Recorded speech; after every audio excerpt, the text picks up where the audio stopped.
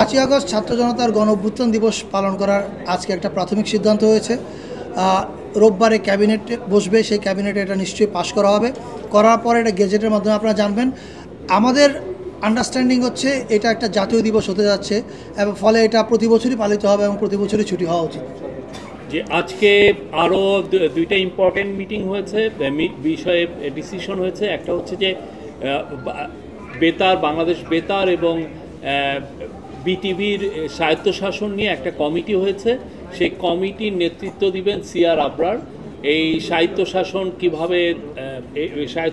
কীভাবে দেওয়া যায় এবং সেই সাথে বাংলাদেশে ওনারা আরও কয়েকটা, ওনাদের টিওআরের মধ্যে আরও কয়েকটা বিষয় থাকবে। যে আগে আপনারা জানেন যে মিডিয়া কমিশনের রিপোর্টে এসছে যে আগে যখন টিভিগুলোর লাইসেন্স দেওয়া হয়েছে, অনেক ক্ষেত্রেই দেখা যাচ্ছে একটা পার্টির পলিটিক্যাল ইডিওলজিকে সার্ভ করার জন্য লাইসেন্সটা দেওয়া হয়েছে।